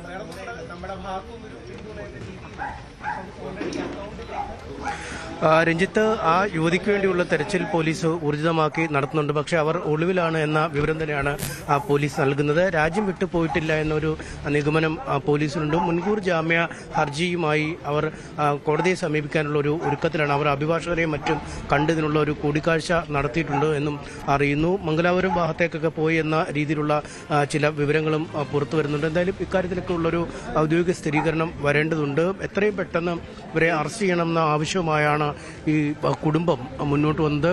മാതാപിതാക്കളൊക്കെ മാധ്യമങ്ങളെ കണ്ടപ്പോഴും അത്തരമൊരു ആവശ്യമാണ് ഉന്നയിച്ചത്. എത്രയും പെട്ടെന്ന് ആ യുവതിയെ അറസ്റ്റ് ചെയ്ത് നിയമത്തിന് മുന്നിലേക്ക് കൊണ്ടുവരണം എന്ന ആവശ്യം മുന്നോട്ട് വയ്ക്കുകയാണ് ചെയ്തത്. ഒപ്പം ഈ ബസ്സിലെ CCTV ദൃശ്യങ്ങൾ ഇന്നലെ പുറത്ത് വന്നിരുന്നു. ഇതിന് പിന്നാലെ ഈ ബസ് ജീവനക്കാരുടെ മൊഴി രേഖപ്പെടുത്തുക, ഒപ്പം ഈ സഹയാത്രികരായ ആളുകളുടെ മൊഴി രേഖപ്പെടുത്തുക എന്നീ കാര്യങ്ങളിലേക്കും പോലീസ് കടക്കും എന്നാണ് അറിയാൻ കഴിയുന്നത്. എന്തായാലും മെൻസ് കമ്മീഷന് വേണ്ടി മുറവിളി കൂട്ടുന്ന ആക്ടിവിസ്റ്റുകളാണ് രാഹുൽ ഈശ്വർ, മുകേഷ് അടക്കമുള്ള ആളുകൾ ഇപ്പോൾ വീട്ടിലെത്തുകയും 3,17,000 രൂപ കുടുംബത്തിന് ധനസഹായമായി നൽകുകയും ചെയ്തു. ഒപ്പം ഇത്തരം പ്രശ്നങ്ങളിൽ പെടുന്ന പുരുഷന്മാർക്ക് സഹായം ചെയ്യുന്നതിനായി ഒരു 24 മണിക്കൂർ പ്രവർത്തിക്കുന്ന ഒരു ഹെൽപ്പ് ലൈൻ സ്ഥാപിക്കുന്ന കാര്യത്തെക്കുറിച്ചും ആലോചിക്കുന്നു. ഒപ്പം ഈ പുരുഷാവകാശ ദിനമായി ഇദ്ദേഹത്തിന്റെ ജന്മദിനം, ദീപകിന്റെ മാറ്റുന്ന അടക്കമുള്ള കാര്യങ്ങളെക്കുറിച്ചുള്ള ആലോചനയുമുണ്ട്. എന്തായാലും വിശദമായ വാർത്താ സമ്മേളനം ഇവർ ഉച്ചയ്ക്ക് വിളിച്ചിട്ടുണ്ട്. അതുകൊണ്ട് തന്നെ ഈ വീട് സന്ദർശിച്ച ശേഷം അവർ മടങ്ങുകയാണ്. മറ്റ് പോലീസിന്റെ തെരച്ചിൽ ഊർജിതമായി തന്നെ മുന്നോട്ട് പോയിക്കൊണ്ടിരിക്കുകയാണ്. രഞ്ജിത്ത്, ഏതായാലും ഈ മരണവുമായി ബന്ധപ്പെട്ട അന്വേഷണം അതിപ്പോൾ കാര്യമായി നടക്കുന്നുണ്ട് എന്ന് വേണം മനസ്സിലാക്കാൻ. കൂടുതൽ പിന്തുണ ആ കുടുംബത്തിന് ലഭിക്കുന്ന ഒരു പശ്ചാത്തലം കൂടിയുണ്ട്. MS അനീഷ് കുമാറാണ് വിവരങ്ങൾ പങ്കുവച്ചത്. മറ്റു വാർത്തയിലേക്ക്. വർഗീയ ചേരിതിരിവിന് വഴിവെക്കുന്ന പരാമർശം തിരുത്താൻ മന്ത്രി സജി ചെറിയാനുമേൽ സമ്മർദ്ദം. ഇടതുമുന്നണിയെ ബാധിക്കുന്ന പ്രസ്താവനയാണ് സജി ചെറിയാൻ നടത്തിയതെന്നാണ് CPM-ലെ പൊതുവികാരം. പ്രസ്താവനയിൽ പ്രതിഷേധം ശക്തമാണ്. മന്ത്രി മാപ്പ് പറയണമെന്ന് സമസ്ത പൈതൃക സമ്മേളനം പ്രമേയത്തിൽ ആവശ്യപ്പെട്ടു. വിവാദത്തിന്റെ പശ്ചാത്തലത്തിൽ സജി ചെറിയാൻ മാധ്യമങ്ങളെ കാണാനും സാധ്യതയുണ്ട്. VV അരുണും CV അനുമോദും വിവരങ്ങളുമായി ചേരും. അരുണ്, ഈ പരാമർശവുമായി ബന്ധപ്പെട്ട് കഴിഞ്ഞ ദിവസം CPM-ന്റെ സംസ്ഥാന സെക്രട്ടറി പ്രതികരിക്കാൻ തയ്യാറായിരുന്നില്ല. അതിനുശേഷം സജി ചെറിയാൻ ഈ പരാമർശത്തിൽ ഉറച്ചു നിൽക്കുകയാണ് എന്ന് പറയുകയും ചെയ്തു. വിശദീകരണവുമായി മറ്റു കാര്യങ്ങൾ പറയുകയും മറ്റും ചെയ്തു. ഇത് പാർട്ടിയെ വല്ലാതെ പ്രതിരോധത്തിലാക്കി എന്നുള്ള ഒരു നിലപാടിലാണോ നേതാക്കൾ? തീർച്ചയായിട്ടും SNDP NS ഐക്യപ്രഖ്യാപനം വന്നതിന് പിന്നാലെയായിരുന്നു സജി ചെറിയാന്റെ വിവാദ പരാമർശം. SNDP ജനറൽ സെക്രട്ടറിയും അതുപോലെ തന്നെ NS ജനറൽ സെക്രട്ടറി ഒരുമിച്ച് അല്ലെങ്കിൽ ഒരേ സമയത്ത് ഏതാണ്ട് ഒരു സമയത്ത് വാർത്താസമ്മേളനം നടത്തുകയും കോൺഗ്രസിനെതിരെയും അതുപോലെ തന്നെ പ്രതിപക്ഷ നേതാവിനെതിരെയൊക്കെ വലിയ വിമർശനം ഉന്നയിക്കുകയും ചെയ്തപ്പോൾ അത് പ്രതിപക്ഷത്തെ ഒന്ന് അങ്കലാപ്പിലാക്കിയിരുന്നു. പക്ഷേ അതിന്റെ തിളക്കം, അതിന്റെ ഗുണം ഉണ്ടാകുന്നതിന് മുമ്പ് തന്നെ CPM-ആണ് പ്രതിരോധത്തിലേക്ക് പോയത്. അതിന് കാരണമായത് സജി ചെറിയാന്റെ വിവാദ വർഗീയ പ്രസ്താവനയാണ്. സജി ചെറിയാൻ ഇത് ആദ്യമായല്ല CPM-നെ പ്രതിരോധത്തിലാക്കുന്നത്. സ്വയം കുഴിയിൽ വീഴുകയും അതുപോലെ തന്നെ പാർട്ടിയെ കുഴിയിലാക്കുകയും ചെയ്യുന്ന സജി ചെറിയാന്റെ ശീലമായി മാറുന്നു എന്ന വിമർശനം CPM-നുള്ളിലുണ്ട്. ഈ വർഗീയ പരാമർശവും CPM-ന്റെ ലൈനല്ല എന്ന നിലപാട് ആദ്യ ദിവസം തന്നെ CPM-ന്റെ സംസ്ഥാന സെക്രട്ടറി വ്യക്തമാക്കിയിരുന്നു. പക്ഷേ പൂർണ്ണമായും സജി ചെറിയാനെ തള്ളിപ്പറയാൻ CPM തയ്യാറായിട്ടില്ല. സജി തന്നെ തിരുത്തട്ടെ എന്ന നിലപാടാണ് CPM-ന് ഉള്ളത്. എന്നാൽ അത് വലിയൊരു തിരിച്ചടി ഉണ്ടാക്കുന്നു എന്ന വിലയിരുത്തൽ CPM-ൽ ശക്തമാണ്. അതുകൊണ്ട് തന്നെ സജി ചെറിയാൻ ഈ പരാമർശം പാർട്ടിക്ക് അതൃപ്തിയുണ്ടെന്ന് മനസ്സിലാക്കിയാണ് സജി രണ്ടാം ദിവസം മാധ്യമങ്ങളെ കണ്ടത്. അപ്പോഴും താൻ പറഞ്ഞ കാര്യങ്ങളിൽ അതിന്റെ ഉദ്ദേശശുദ്ധി ശരിയെന്ന തരത്തിൽ സ്ഥാപിക്കാനാണ് സജി ചെറിയാൻ ശ്രമിച്ചത്. അതിനപ്പുറത്തേക്ക്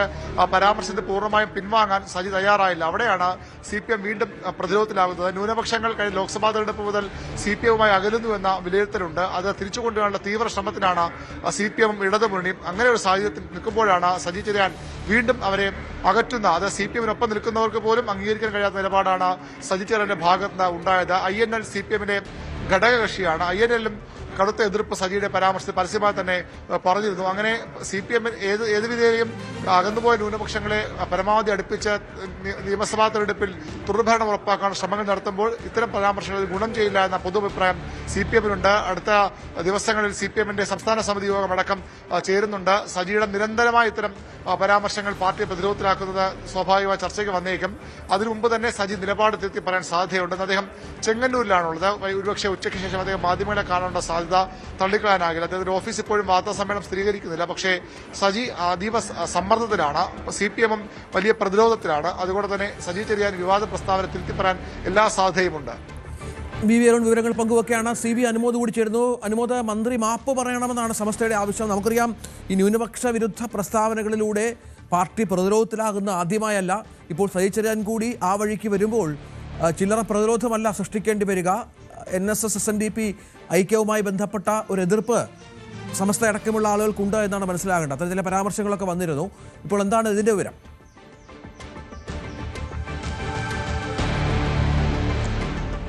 രഞ്ജിത്ത്, സമസ്തയുടെ ഏതെങ്കിലും ഒരു നേതാവിന്റെ പ്രതികരണമല്ല, മറിച്ച് സമസ്തയുടെ പൈതൃക സമ്മേളനത്തിൽ എല്ലാവരും ചേർന്ന് അംഗീകരിച്ച ഒരു പ്രമേയമാണ് സജി ചെറിയാനെതിരെ വന്നിരിക്കുന്നത് എന്നുള്ളതാണ് ശ്രദ്ധേയം. അതായത് സമസ്തയുടെ ഔദ്യോഗികമായിട്ടുള്ള ഒരു പ്രമേയമായിട്ട് തന്നെ വേണം അതിനെ കാണുവാൻ.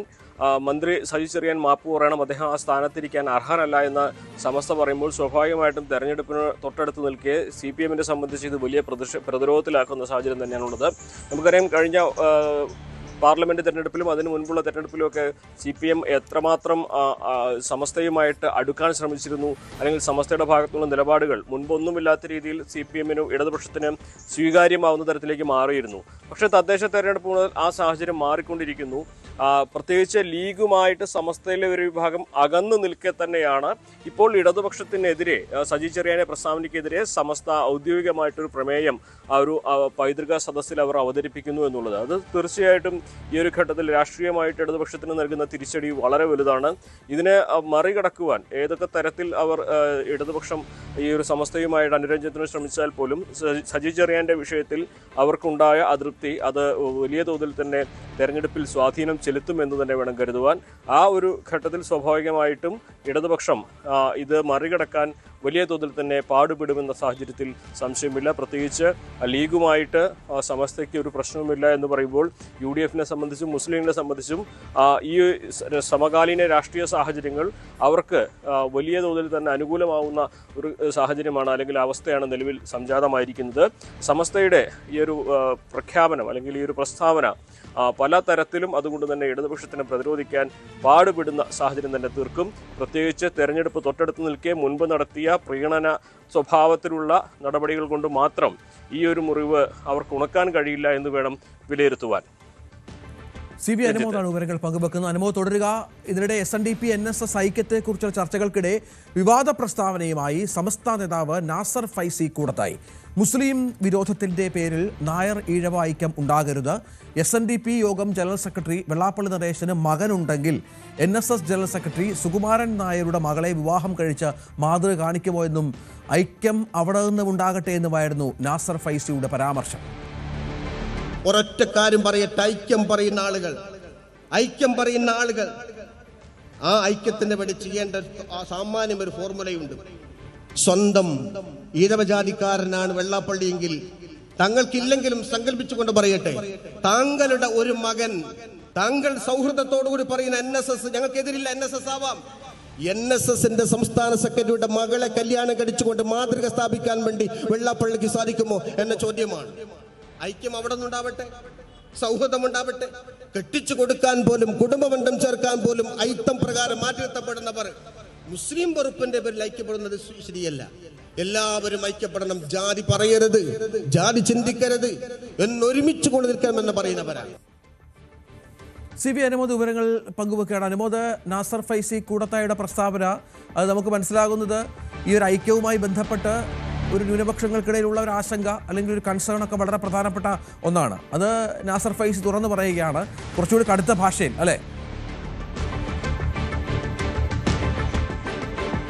തീർച്ചയായും നമുക്ക് കാണാൻ കഴിയുന്നത് ഒരു തരത്തിലുള്ള ധ്രുവീകരണം ഇവിടെ സംഭവിച്ചുകൊണ്ടിരിക്കുന്നു എന്നുള്ളൊരു വസ്തുത തന്നെയാണ്. ഈ ഒരു വശത്ത് നായർ ഈഴവ ഐക്യത്തെക്കുറിച്ച് ചർച്ചകൾ ഉയരുന്നതും അവർ ഒരുമിച്ച് നിൽക്കുമ്പോൾ, മറുവശത്ത് മുസ്ലിം വിഭാഗക്കാർ അതിൽ തന്നെ ഇപ്പോൾ ഒരു പൊതുവേദിയിൽ വെച്ച് സമസ്തയുടെ ഔദ്യോഗിക വേദിയിൽ വെച്ച് സമസ്തയുടെ ഔദ്യോഗിക സംവിധാനത്തിൻ്റെ ഭാഗമായിട്ടുള്ള നാസർ ഫൈസി കൂടത്തായി പോലെയുള്ള ഒരു മതപണ്ഡിതൻ ഇത്തരത്തിൽ പ്രകോപനകരമാകുന്ന അല്ലെങ്കിൽ വിമർശനങ്ങൾക്ക് വിധേയമാകുന്ന ഒരു പ്രസ്താവന ഇറക്കുന്നു എന്ന് പറയുമ്പോൾ തന്നെ സ്വാഭാവികമായിട്ടും അതൊരു ധ്രുവീകരണത്തിൻ്റെ ലക്ഷണം തന്നെയാണ് കാണിക്കുന്നത്, അല്ലെങ്കിൽ ധ്രുവീകരണം സംഭവിക്കുന്നുണ്ട് എന്നത് കൃത്യമായിട്ട് വിളിച്ചു പറയുക തന്നെയാണ് ചെയ്യുന്നത്.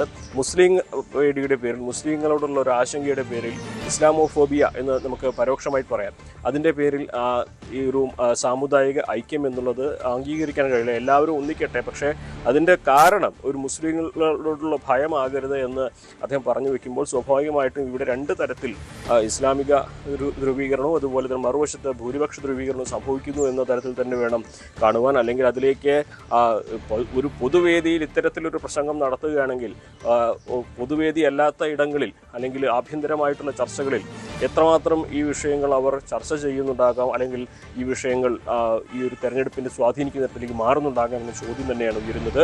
സ്വാഭാവികമായിട്ടും ഇത്തരത്തിൽ വസ്തുതകൾക്ക് ഈ നേരത്തെ SNDP NSS ഐക്യം എന്ന ആ ഒരു നയങ്ങളുമായി ചേർന്ന് പോകുമ്പോൾ മുസ്ലിം മതവിഭാഗങ്ങൾക്ക് സാമുദായിക സംഘടനകൾക്ക് ഉണ്ടാകുന്ന ഒരു ആശങ്ക അത് വലിയ തോതിൽ ഒരു മുസ്ലിം വിരോധത്തിൻ്റെ വഴിവെക്കുമോ എന്നുള്ള തരത്തിലേക്ക് തന്നെയാണ് അവരുടെ ഈ ഒരു വാക്കുകൾ സൂചിപ്പിക്കുന്നത്. അതിന് മറുവശം കൂടിയുണ്ട്. ഇപ്പോൾ തന്നെ സാമൂഹ്യ മാധ്യമങ്ങളിൽ ഹൈന്ദവ ആഭിമുഖ്യമുള്ള സംഘടനകൾ ഈ ഒരു പ്രസംഗം ഏറ്റെടുത്ത് കഴിഞ്ഞിട്ടുണ്ട്. അതുകൊണ്ട് ഈ ഒരൊറ്റ കാരണം കൊണ്ട് തന്നെ ഐക്യപ്പെടേണ്ടതുണ്ട് എന്നതിൻ്റെ ലക്ഷണമായിട്ട് വേണം ഇത്തരം പ്രസ്താവനകളെ കാണുവാൻ എന്ന തരത്തിൽ മറുവശത്ത് ഹൈന്ദവ ആഭിമുഖ്യമുള്ള സാമുദായിക സംഘടനകളും രംഗത്ത് വന്നിട്ടുണ്ട് എന്നുള്ളതും ശ്രദ്ധേയമാണ്.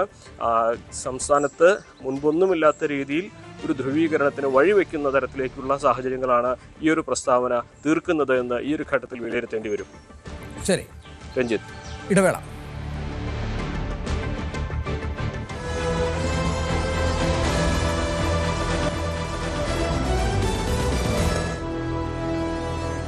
പത്താം ക്ലാസ് വിദ്യാർത്ഥിയെ തൂങ്ങി മരിച്ച നിലയിൽ കണ്ടെത്തി. തിരുവനന്തപുരം ബാലരാമപുരത്താണ് സംഭവം. ജേക്കബ് അജി ദമ്പതികളുടെ ഏക മകൻ അജയ് ജേക്കബാണ് മരിച്ചത്. സ്കൂളിൽ നിന്നെത്തിയ ശേഷം കുളിക്കാൻ കുളിമുറിയിലേക്ക് കയറിയതായിരുന്നു. വൈകിട്ടായപ്പോഴും കാണാതായതിനെ തുടർന്നാണ് അന്വേഷിച്ചത്. അരുൺ മോഹൻ വിവരങ്ങളുമായി ചേരുന്നു. അരുൺ, എന്തെങ്കിലും വിവരങ്ങളുണ്ടോ എന്താണ് സംഭവിച്ചതെന്നതിനെ കുറിച്ച്? ഇപ്പോഴും പോലീസ് അതിനെക്കുറിച്ചുള്ളൊരു വ്യക്തത വന്നിട്ടില്ല. നമുക്ക് മനസ്സിലാക്കാൻ കഴിയുന്നത് ഇപ്പോൾ കുട്ടിയുടെ മൃതദേഹം രാവിലെ പ്രാഥമിക പരിശോധനയ്ക്ക് വേണ്ടി പോലീസ് എത്തുന്നുണ്ട്. ഇപ്പോൾ ഉള്ളത് ഈ പറയുന്ന നെയ്യാറ്റിൻകരയിലെ സ്വകാര്യ ആശുപത്രിയിലാണ് ഉള്ളത് എന്നാണ് നമുക്കിപ്പോഴും അറിയാൻ കഴിയുന്നത്. ഇന്നലെ വൈകിട്ടോടുകൂടിയായിരുന്നു ഈ പറയുന്ന ബാലരാമപുരം RC സ്ട്രീറ്റിലെ അജയ് ജേക്കബ് എന്ന് പറയുന്ന ജേക്കബ് അജി ദമ്പതികളുടെ മകനായ 10ാം ക്ലാസ്സുകാരനെ മരിച്ച നിലയിൽ കാണുന്നത്. വീട്ടിലെ കുളിമുറിക്കുള്ളിലായിരുന്നു ഇദ്ദേഹം തൂങ്ങിയ നിലയിൽ കാണുന്നത്. അറിയുന്നതനുസരിച്ച് ഇവരുടെ ഈ മാതാപിതാക്കൾ തമ്മിൽ ഏറെക്കാലമായി സ്വരച്ചേർച്ചില്ലാതെ പിരിഞ്ഞു താമസിക്കുകയായിരുന്നു. അമ്മ ഇപ്പോൾ വിദേശത്താണ്, അച്ഛൻ തിരുവനന്തപുരത്താണുള്ളത്. അമ്മൂമ്മയോടൊപ്പമായിരുന്നു ഈ കുട്ടി ഉണ്ടായിരുന്നത്. ഇന്നലെ ക്ലാസ് കഴിഞ്ഞ് വന്നതിന് ശേഷം കുളിക്കാൻ പോകുന്നു എന്ന് പറഞ്ഞ് പോയ കുട്ടിയെ സമയം കഴിഞ്ഞിട്ടും കാണാത്തതിനെ തുടർന്നുള്ള അന്വേഷണത്തിലായിരുന്നു സ്കൂൾ വിട്ടു വന്ന അതേ വസ്ത്രത്തിൽ തന്നെ ഈ ഒരു കൃത്യം ചെയ്ത് നിൽക്കുന്ന ഒരു കാഴ്ച കാണുന്നത്. തുടർന്ന് സ്വകാര്യ ആശുപത്രിയിൽ എത്തിച്ചെങ്കിലും മരണം സ്ഥിരീകരിക്കുകയാണ് ഉണ്ടായത്. ഈ പറയുന്ന കുട്ടി ഏതാനും മാസങ്ങൾക്ക് മുമ്പ് 3 മാസങ്ങൾക്ക് മുമ്പ് വീട് വിട്ട് ഇറങ്ങിപ്പോയ ഒരു പശ്ചാത്തലവും ഉണ്ടായിരുന്നു. അന്ന് കുട്ടിയെ കാണാനില്ല എന്ന് പറഞ്ഞ അമ്മൂമ്മ തന്നെ പരാതി നൽകിയിരുന്നു. വിഴിഞ്ഞത്ത് നിന്ന് ബാലരാമപുരം പോലീസ് കുട്ടിയെ കണ്ടെത്തി തിരികെ ഏൽപ്പിച്ചിരുന്നു. അന്ന് പഠനത്തിൽ മാർക്ക് കുറവിനെ തുടർന്നുണ്ടായ ഒരു വിഷമമായിരുന്നു അന്ന് പോയത്. എന്നാൽ തുടർന്ന് കുട്ടിയുടെ ചില കൂട്ടുകെട്ടുകൾ വീട്ടുകാർ എതിർത്തിരുന്നു. അമ്മൂമ്മ ഉൾപ്പെടെ എതിർത്തിരുന്നു, അധ്യാപകർ എതിർത്തിരുന്നു, ചില കൂട്ടുകെട്ടുകൾ എതിർത്തിരുന്നു. ഇതിലും കുട്ടി മാനസികമായി ചില വിഷമങ്ങൾ നേരിട്ടിരുന്നു. അതായിരിക്കാം ഒരുപക്ഷെ ഈ പറയുന്ന കൃത്യത്തിലേക്ക് കടന്നതെന്നുള്ളതാണ് ഒരു പ്രാഥമിക വിവരം. എന്തായാലും പോലീസ് ഇപ്പോഴും വിഷയത്തിൽ അന്വേഷിച്ചു വരുന്നു. രഞ്ജിത്ത്, ശരി. അരുൺ മോഹനാണ് വിവരങ്ങൾ പങ്കുവച്ചത്. മറ്റു വാർത്തയിലേക്ക് പോയാൽ, സണ്ണി ജോസഫ് പേരാവൂരിൽ സ്ഥാനാർത്ഥിയാകുമെന്ന് ഉറപ്പായതോടെ KPCC അധ്യക്ഷന്റെ ചുമതല കൈമാറ്റം നേതൃത്വത്തിന്റെ സജീവ പരിഗണനയിൽ. സാമുദായിക സമവാക്യങ്ങൾ കൂടി കണക്കിലെടുത്തുകൊണ്ടാകും തീരുമാനം. സാധ്യതാ പട്ടികയിൽ ആന്റോ ആന്റണി MP-ക്കാണ് മുൻതൂക്കം. News 18 exclusive. കപ്പിനും ചുണ്ടിനുമിടയിൽ ഒരിക്കൽ നഷ്ടമായ അധ്യക്ഷ പദവിയാണ് നിർണായക തെരഞ്ഞെടുപ്പിന് പാർട്ടി ഒരുങ്ങുന്നതിനിടെ ആന്റോ ആന്റണിയെ തേടിയെത്തിയിരിക്കുന്നത്. നിയമസഭാ തെരഞ്ഞെടുപ്പിൽ മത്സരിക്കുന്ന പശ്ചാത്തലത്തിൽ സണ്ണി ജോസഫ് അധ്യക്ഷ പദവിയിൽ നിന്ന് മാറിയാൽ വർക്കിംഗ് പ്രസിഡന്റുമാരിൽ ഒരാൾക്ക് പകരം ചുമതല കൈമാറിയേക്കുമെന്നായിരുന്നു സൂചന.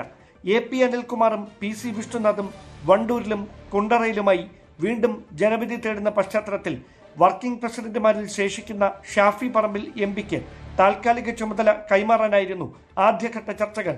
എന്നാൽ ന്യൂനപക്ഷ പ്രീണനം തുടർച്ചയായി കോൺഗ്രസിനെതിരെ ഇടതുപക്ഷം പ്രചാരണായുധമാക്കുന്ന പശ്ചാത്തലത്തിൽ ഈ നീക്കത്തിൽ ദേശീയ നേതൃത്വം പുനരാലോചന നടത്തുകയായിരുന്നു.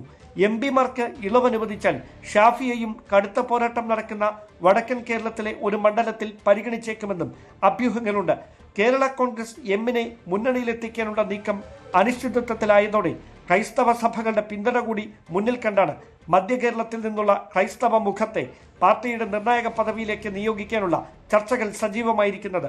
ഇതോടെയാണ് പത്തനംതിട്ട MP കൂടിയായ ആന്റോ ആന്റണിക്ക് സാധ്യതയേറിയത്. സിറോ മലബാർ, മർത്തോമ, പ്രൊട്ടസ്റ്റന്റ് ഉൾപ്പെടെയുള്ള ക്രൈസ്തവ സഭാ നേതൃത്വവുമായി ആന്റോ ആന്റണിക്കുള്ള വ്യക്തിബന്ധം മധ്യ കേരളത്തിൽ UDFന് അനുകൂലമാകുമെന്നാണ് നേതൃത്വത്തിന്റെ കണക്കുകൂട്ടൽ. പത്തനംതിട്ട, കോട്ടയം, ഇടുക്കി, എറണാകുളം ജില്ലകളിലെ ക്രൈസ്തവ ന്യൂനപക്ഷങ്ങൾക്കിടയിൽ സ്വാധീനമുണ്ടാക്കാൻ KPCC അധ്യക്ഷന്റെ ചുമതല ആന്റോ ആന്റണിക്ക് കൈമാറുന്നതിലൂടെ സാധ്യമാകുമെന്നും കോൺഗ്രസ് ഹൈക്കമാൻഡ് വിലയിരുത്തുന്നു. പ്രതിപക്ഷ നേതാവ് നയിക്കുന്ന കേരള യാത്രയ്ക്ക് പിന്നാലെ KPCC അധ്യക്ഷന്റെ ചുമതല മാറ്റവും ഉണ്ടായേക്കുമെന്നാണ് സൂചന. Dan Kurian, news 18, Thiruvananthapuram.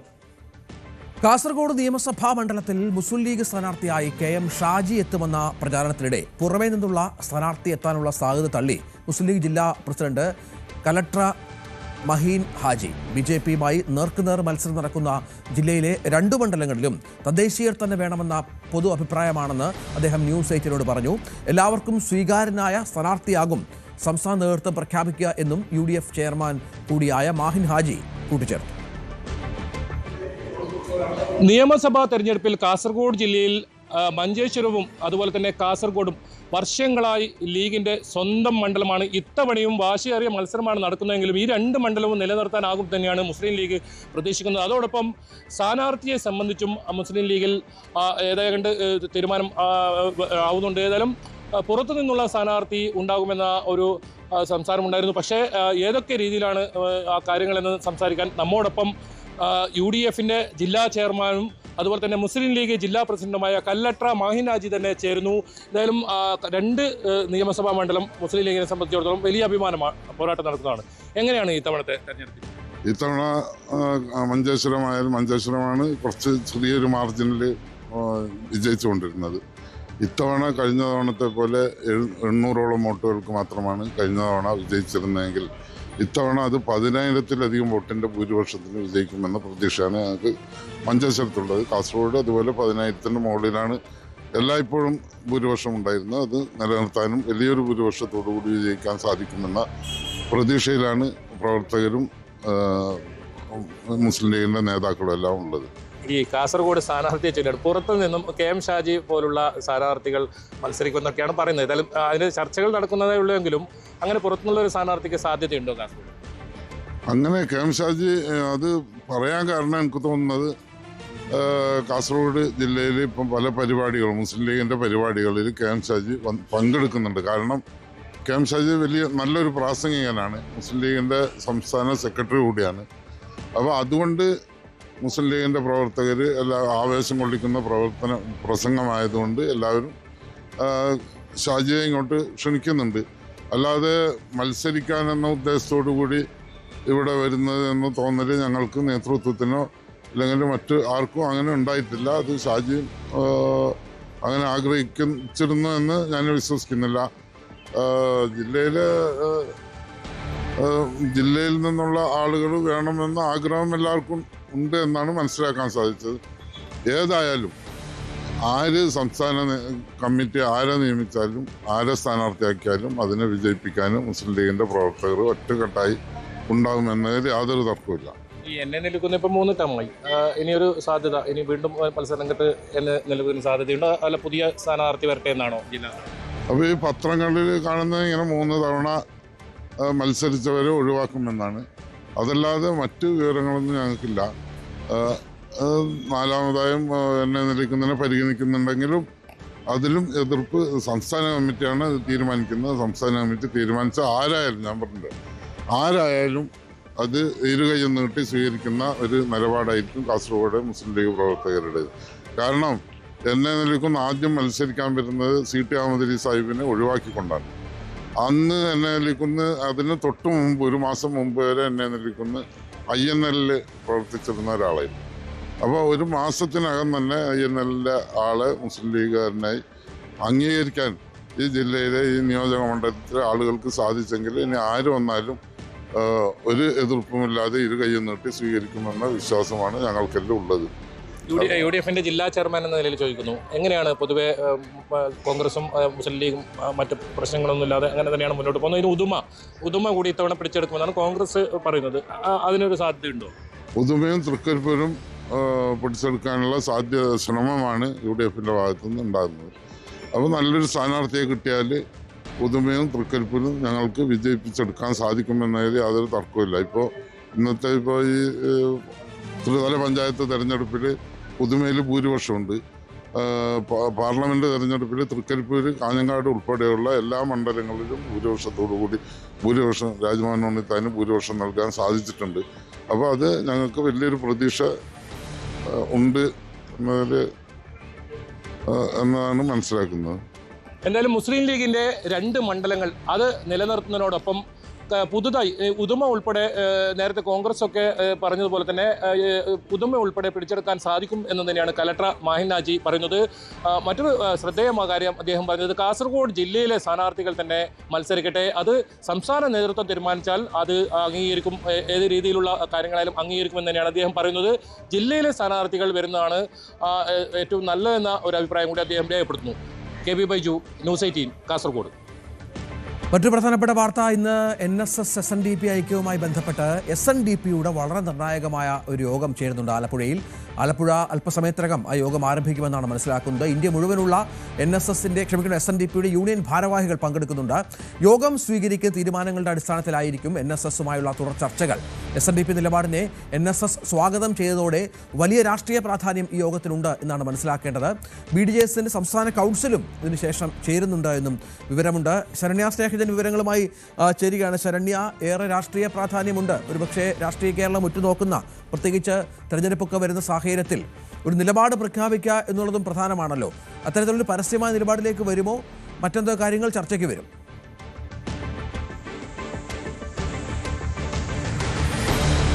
രഞ്ജിത്ത്, തീർച്ചയായും വളരെയധികം രാഷ്ട്രീയ പ്രാധാന്യം ഈ തെരഞ്ഞെടുപ്പിന്റെ ഘട്ടത്തിലുള്ള ഒരു യോഗമാണ് ആലപ്പുഴ നഗരത്തിൽ ഇന്ന് SNDP നേതൃത്വത്തിൽ ചേരുന്നത്. കഴിഞ്ഞ ദിവസം SNDP യോഗം ജനറൽ സെക്രട്ടറി വെള്ളാപ്പള്ളി നടേശൻ കൃത്യമായി NSSുമായി ചേർന്ന് പോകുന്ന നിലപാടിനെ കുറിച്ചുള്ള പ്രഖ്യാപനം അദ്ദേഹം നടത്തിയിരുന്നു. അത് അത്തരത്തിലൊരു ഐക്യത്തിലേക്ക് വരുന്ന ഘട്ടത്തിൽ കൈക്കൊള്ളേണ്ട തീരുമാനങ്ങൾ എന്തൊക്കെയാണ്, അതിൽ എന്ത് നിലപാട് SNDP സ്വീകരിക്കണം, ഒപ്പം തന്നെ NSSുമായി നടത്തേണ്ട ചർച്ചകൾ, ഇത്തരം കാര്യങ്ങളെ സംബന്ധിച്ചുള്ള ഒരു തീരുമാനമാണ് ഇന്ന് ആലപ്പുഴയിൽ ചേരുന്ന യോഗത്തിൽ ചർച്ച ചെയ്യുക. ഇന്ത്യ മുഴുവനുള്ള, അതായത് SNDPയുടെ രാജ്യം മുഴുവൻ വ്യാപിച്ചു കിടക്കുന്ന യൂണിയനുകളുടെ ഭാരവാഹികളാണ് ഇന്ന് യോഗത്തിനായി ആലപ്പുഴയിൽ എത്തിയിട്ടുള്ളത്. ഇവർ അല്പസമയത്തിനകം തന്നെ യോഗം ചേരും. 10 മണിയോടുകൂടി യോഗം ആരംഭിക്കും എന്നുള്ള വിവരമാണ് നമുക്കിപ്പോൾ ലഭ്യമായിട്ടുള്ളത്. നേതാക്കളൊക്കെ പലരും എത്തി തുടങ്ങിയിട്ടുണ്ട്. ഇതിൽ പ്രധാനപ്പെട്ട കാര്യമെന്ന് പറയുന്നത്, കഴിഞ്ഞ ദിവസം വെള്ളാപ്പള്ളി നടേശനുമായി ബന്ധപ്പെട്ട് അദ്ദേഹം ഉയർത്തിയ ചില വാദങ്ങളാണ്. അതിൽ ഹിന്ദു ഐക്യം എന്നുള്ള ഒരു പ്രഖ്യാപനമാണ് അദ്ദേഹം വെക്കുന്നത്. അതോടൊപ്പം തന്നെ നായാടി മുതൽ നസ്രാണി വരെ എന്നുള്ള ഒരു വാചകം അദ്ദേഹം ഉയർത്തിക്കാട്ടിയാണ് ഇങ്ങനൊരു ഐക്യം എന്നുള്ളത് അദ്ദേഹം വ്യക്തമാക്കുന്നത്. സഭകളുമായി ബന്ധപ്പെട്ട്, ക്രിസ്ത്യൻ സഭകളുമായി ബന്ധപ്പെട്ടിട്ടുള്ള ആളുകളെ ഉൾപ്പെടെ കണ്ടിട്ടുണ്ട് എന്നുള്ളതും പറയുകയും ചെയ്തിട്ടുണ്ട്. പക്ഷേ NSSന്റെ നിലപാടായിരുന്നു വളരെ അപ്രതീക്ഷിതം. കാരണം വെള്ളാപ്പള്ളി നടേശൻ പറഞ്ഞ കാര്യങ്ങളെ സ്വാഗതം ചെയ്തുകൊണ്ട് NSS general secretary Sukumaran Nair കൂടി രംഗത്ത് വന്നതോടെ, മണിക്കൂറുകളുടെ വ്യത്യാസത്തിൽ 2 പേരും ഒരേ അഭിപ്രായങ്ങൾ പറഞ്ഞതോടുകൂടി ഇത് രാഷ്ട്രീയ കേരളം ഉറ്റുനോക്കുന്ന ഒരു ചർച്ചയിലേക്ക് ഈ കാര്യങ്ങൾ എത്തുന്നു എന്നുള്ളതാണ്. നിലപാടുകൾ ഒരുപക്ഷെ സർക്കാരിന്റെ അല്ലെങ്കിൽ പിണറായി വിജയനുമായി ബന്ധപ്പെട്ടുള്ള സർക്കാരിന്റെ ഒരു ഇടപെടൽ ഇതിനകത്ത് വെള്ളാപ്പള്ളിയുമായി ബന്ധപ്പെട്ട് ഉണ്ടാകുന്നുണ്ട് എന്നുള്ള ആക്ഷേപങ്ങളൊക്കെ നിലനിൽക്കുകയാണ്. ഈ 2 പേരെയും കൂട്ടിയോജിപ്പിക്കുന്നതിന് SNDP തന്നെ മുൻകൈ എടുത്തുകൊണ്ട് പെട്ടെന്നൊരു നിലപാടിലേക്ക് വരുന്നു. അതിനെ മിനിറ്റുകൾക്കുള്ളിൽ തന്നെ NSSും സ്വാഗതം ചെയ്യുന്ന ഒരു അവസ്ഥയിലേക്ക് കാര്യങ്ങൾ എത്തിയത്. അതുകൊണ്ട് തന്നെ ഈ യോഗത്തിന് ശേഷമാകും എങ്ങനെ NSSുമായി ഉള്ള ചർച്ചകൾ മുന്നോട്ട് കൊണ്ടുപോകണം, അതിനകത്ത് എന്ത് നിലപാടുകൾ എടുക്കണം, 2 പേർക്കും ചേർന്ന് പോകുന്ന നിലപാടുകൾ അല്ലെങ്കിൽ വ്യത്യസ്ത അഭിപ്രായങ്ങൾ ഉണ്ടെങ്കിൽ അതിനകത്ത് എങ്ങനെ അതിനെ സംയമനത്തോടു കൂടി നേരിടണം എന്നടക്കമുള്ള കാര്യങ്ങളാണ് ഇന്നത്തെ യോഗത്തിൽ ചർച്ച ചെയ്യുക. അതിനുശേഷം SNDP യോഗം ജനറൽ സെക്രട്ടറി വെള്ളാപ്പള്ളി നടേശൻ മാധ്യമങ്ങളെ കാണും എന്ന് തന്നെയാണ് നമുക്ക് അറിയാൻ കഴിഞ്ഞിട്ടുള്ളത്. ഒപ്പം തന്നെ ഇതേ സ്ഥലത്ത് തന്നെ BDJSന്റെ യോഗവും ചേരും. നമുക്കറിയാം SNDPയുമായി ബന്ധപ്പെട്ടിട്ടുള്ള പ്രധാനപ്പെട്ട ആളുകൾ തന്നെയാണ് BDJSലും പ്രവർത്തിക്കുന്നത്. അതുകൊണ്ട് തന്നെ BDJSന്റെ സംസ്ഥാന കൗൺസിലും ഇന്ന് ആലപ്പുഴയിൽ ചേരുന്നുണ്ട്. ഈ സംസ്ഥാന കൗൺസിലിനകത്ത് നമുക്കറിയാം തെരഞ്ഞെടുപ്പിന് ശേഷം, അതായത് തദ്ദേശ സ്വയംഭരണ തെരഞ്ഞെടുപ്പിന് ശേഷം കൃത്യമായ ഒരു അതിർത്തി BDJSനുള്ളിൽ ഉയർന്നു വന്നിട്ടുണ്ട്. NDAയിൽ വേണ്ടത്ര പരിഗണന ലഭിക്കുന്നില്ല എന്നൊരു വിഭാഗം അഭിപ്രായം ഉന്നയിക്കുകയും ഒപ്പം തന്നെ അതിനകത്ത് ആ അഭിപ്രായത്തിന് വെള്ളാപ്പള്ളി നടേശൻ്റെതായ രീതിയിലുള്ള ഒരു പിന്തുണ വരികയും ചെയ്തു എന്നുള്ളതാണ്. അദ്ദേഹം പറഞ്ഞു, വ്യത്യസ്ത അഭിപ്രായങ്ങൾ BDJSനകത്തുണ്ട്, ഒരു പക്ഷം ഇടതുപക്ഷത്തോടൊപ്പം പോകണമെന്നുള്ള ആവശ്യം ഉന്നയിക്കുകയും ചെയ്യുന്നുണ്ട്. അതേസമയം തന്നെ NDA അദ്ദേഹം കുറ്റപ്പെടുത്തുകയും ചെയ്തു. ഇത്രയും കാലം നിന്നിട്ടും വേണ്ടത്ര പരിഗണന ലഭ്യമായിട്ടില്ല എന്നുള്ള രീതിയിലുള്ള പ്രതികരണം SNDP യോഗം ജനറൽ സെക്രട്ടറിയുടെ ഭാഗത്ത് നിന്ന് ഉണ്ടാവുകയും ചെയ്തിട്ടുണ്ട്. എന്തായാലും അതിനുശേഷമാണ് ഈ തുഷാർ വെള്ളാപ്പള്ളി ഡൽഹിയിലെത്തുകയും ഡൽഹിയിൽ നേതാക്കന്മാരുമായി കൂടിക്കാഴ്ച നടത്തുകയും ഒക്കെ ചെയ്തിട്ടുള്ളത്. എന്തായാലും പ്രധാനപ്പെട്ട 2 യോഗങ്ങൾ നടക്കുന്നു. BDJSന്റെ സംസ്ഥാന കൗൺസിലും ഒപ്പം തന്നെ SNDPയുടെ രാജ്യവ്യാപകമായ ഭാരവാഹികൾ പങ്കെടുത്തുള്ള യോഗവും ആലപ്പുഴയിൽ ഇന്ന് ചേരും. ശരി ശരണ്യ. ഇട്ടാന ആക്രമണത്തിൽ വീട് തകർന്നു. മുള്ളരിങ്ങാട് സ്വദേശി ജോണിയുടെ വീടാണ് തകർന്നത്. വീടിന് മുകളിലേക്ക് കാട്ടാന മരം തള്ളിയിടുകയായിരുന്നു. ജോണിയും ഭാര്യയും വീട്ടിലില്ലാതിരുന്നതിനാൽ വൻ ദുരന്തം ഒഴിവായി. സാഗർ വിവരങ്ങളുമായി ചേരുകയാണ്. സാഗർ, എന്താണ് സംഭവിച്ചത്? ഈ മേഖല കാട്ടാന ശല്യമുള്ള, സ്ഥിരമായി കാട്ടാനകൾ ഇറങ്ങാനുള്ളൊരു മേഖലയാണോ? രഞ്ജിത്ത്, തീർച്ചയായും ഈ തൊടുപുഴയ്ക്കടുത്തുള്ള മുള്ളരിങ്ങാട് പ്രദേശം കാട്ടാനയുടെ ഭീഷണി എപ്പോഴും നിലനിൽക്കുന്ന ഒരു മേഖലയാണ്. ഇവിടെ കുറച്ച് നാളുകൾക്ക് മുമ്പ് ഒരാൾ കാട്ടാനയുടെ ആക്രമണത്തിൽ കൊല്ലപ്പെട്ടിരുന്നു. ഈ പ്രദേശത്താണ് ഇന്നലെ രാത്രിയോടെ കാട്ടാന ഇറങ്ങി മുള്ളരിങ്ങാട് സ്വദേശിയായ ജോണിയുടെ വീടിന് മുകളിലേക്ക് മരം തള്ളിയിട്ടത്.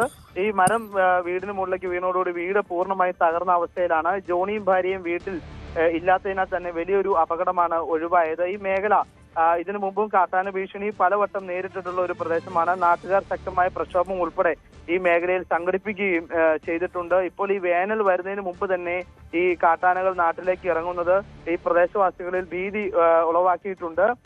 ഈ വേനൽ കടുക്കുന്നതോടെ കൂടുതൽ ആനകൾ കാട്ടിൽ നിന്നും ഈ നാട്ടിലേക്ക് ഇറങ്ങുമെന്നുള്ളൊരു പേടിയിലാണ് ഈ പ്രദേശവാസികൾ കഴിഞ്ഞുകൂടുന്നത്. അല്പം നാളുകൾക്ക് മുമ്പ് ഇടയ്ക്കിടയ്ക്ക് ഇത് ഈ ജനവാസ മേഖലയും ഈ വനപ്രദേശം കൂടി ചേർന്ന് കിടക്കുന്ന ഒരു മേഖലയാണ് ഈ മുള്ളരിങ്ങാട് പ്രദേശം. അതുകൊണ്ട് തന്നെ മിക്കപ്പോഴും തന്നെ ഈ കാട്ടിൽ നിന്ന് കാട്ടാനകൾ ഈ പ്രദേശത്തേക്ക് ഇറങ്ങുന്ന ഒരു സാഹചര്യമുണ്ട്. ഇത് സ്കൂൾ കുട്ടികൾ ഉൾപ്പെടെയുള്ളവർക്ക് ഭീഷണിയാവുന്ന ഒരു സാഹചര്യമുണ്ടെന്ന് കാട്ടി നാട്ടുകാർ പലതവണ ഫോറസ്റ്റ് അധികൃതർക്ക് ഉൾപ്പെടെ പരാതി നൽകിയിട്ടുമുണ്ട്. രാത്രിയിൽ പലപ്പോഴും ഈ കാട്ടാന നാട്ടിലേക്ക് ഇറങ്ങുന്നത് തടയാൻ വേണ്ടി ഉറക്കമുളച്ചിരുന്നു മറ്റും നാട്ടുകാർ ഇതിനെ കാട്ടാനെ തുരത്തുന്ന ഒരു നടപടിയും ഇവിടെ ഉണ്ടായിട്ടുണ്ട്. എന്തായാലും ഇത്തരത്തിൽ ഇന്നലെ കാട്ടാനയുടെ ഒരു ആക്രമണം ഉണ്ടായ സാഹചര്യത്തിൽ ഇന്ന് ഒരു പ്രതിഷേധം സംഘടിപ്പിക്കുവാനാണ് പ്രദേശവാസികളുടെ തീരുമാനം. രഞ്ജിത്ത്. ശരി സാഗർ. എറണാകുളം കോതമംഗലം പൈങ്ങോട്ടൂരിൽ സ്കൂൾ വിദ്യാർത്ഥിക്ക് കൂട്ടമർദ്ദനം. 4 പ്രായപൂർത്തിയാകാത്ത വിദ്യാർത്ഥികൾ ചേർന്ന് മർദ്ദിക്കുന്ന ദൃശ്യങ്ങളാണ് ഇപ്പോൾ സോഷ്യൽ മീഡിയയിൽ പ്രചരിക്കുന്നത്. സംഭവത്തിൽ പോത്താനിക്കാട് പോലീസ് അന്വേഷണം ആരംഭിച്ചിട്ടുണ്ട്. ടോൾസൺ വിവരങ്ങൾ പങ്കുവെക്കും. ടോൾസണ്, ഈ മർദ്ദിച്ചവരെ തിരിച്ചറിഞ്ഞിട്ടുണ്ടോ? ഈ കുട്ടിയുടെ ആരോഗ്യനില എങ്ങനെയുണ്ട്? സംഭവം നടക്കുന്നത് ഏകദേശം ഒരാഴ്ച മുമ്പാണ്. ഒരു വിദ്യാർത്ഥിയെ മറ്റ് 4 പേർ ചേർന്ന് ആക്രമിക്കുകയായിരുന്നു. പൈങ്ങോട്ടൂർ ബസ് സ്റ്റാൻഡിന് സമീപം വെച്ചാണ് ആക്രമണം ഉണ്ടായത്. അന്ന് കുട്ടിയുടെ പരാതിയെ തുടർന്ന് രക്ഷിതാക്കളെയും മർദ്ദിച്ചവരെയും പോത്താനിക്കാട് പോലീസ് സ്റ്റേഷനിലേക്ക് വിളിപ്പിച്ചിരുന്നു. എന്നാൽ മറ്റ് രക്ഷിതാക്കളുടെ സമ്മർദ്ദം മൂലം അന്ന് കേസ് പിൻവലിക്കുകയാണ് ഉണ്ടായത്. എന്നാൽ ഇന്നലെ വീഡിയോ പ്രചരിച്ചതോടെയാണ് പരാതി വീണ്ടും ഉയർന്നു വന്നത്. ഇന്ന് കുട്ടികളോടും രക്ഷിതാക്കളോടും പോലീസ് സ്റ്റേഷനിൽ ഹാജരാൻ അറിയിച്ചിട്ടുണ്ട്. പ്രായപൂർത്തിയാകാത്തവരായതുകൊണ്ട് ജുവനൈൽ ആക്ട് പ്രകാരം നടപടികൾ സ്വീകരിക്കുമെന്ന് പോലീസ് അറിയിച്ചിട്ടുണ്ട്. ടോൾസണാണ് വിവരങ്ങൾ പങ്കുവച്ചത്. അതിന്റെ ദൃശ്യങ്ങളിൽ അല്പസമയത്തിനകം ലഭ്യമാകുമെന്ന് പ്രതീക്ഷിക്കുന്നു. ആ ദൃശ്യങ്ങളിലേക്ക് ഒന്ന് പോകാം. പ്രായപൂർത്തിയാകാത്ത 4 പേർ ചേർന്നാണ് ഈ കുട്ടിയെ മർദ്ദിച്ചത്. ഇതാണ് ആ ദൃശ്യങ്ങൾ. ഞാൻ നിന്നോട് പറഞ്ഞാണ് ഈ കേസിന് എന്തെങ്കിലും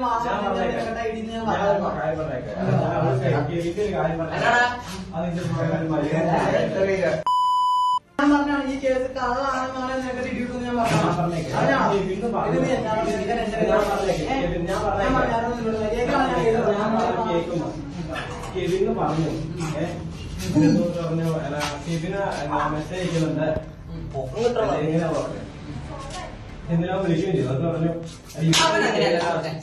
അവനങ്ങനെയല്ലല്ലോ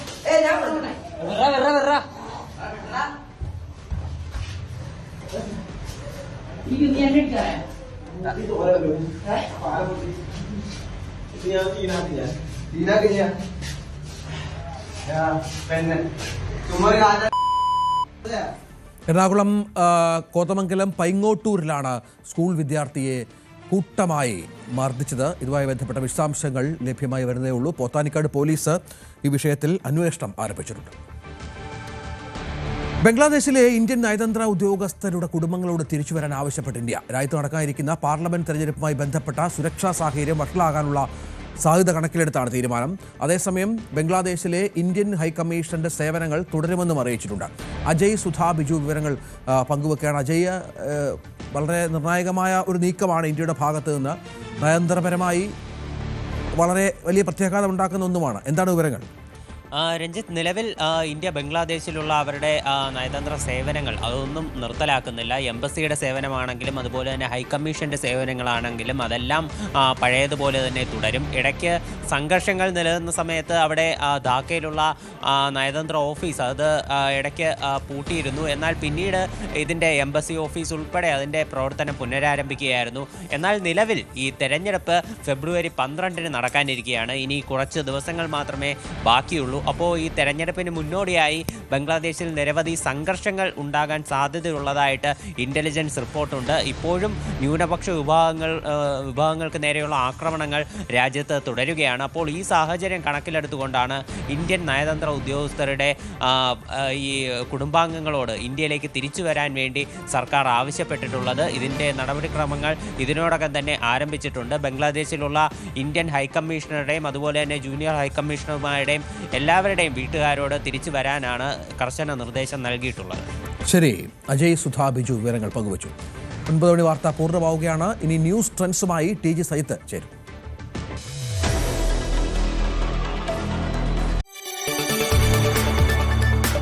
കൂടുതൽ വാർത്തകൾക്ക് News 18 Keralam YouTube channel subscribe ചെയ്യുക.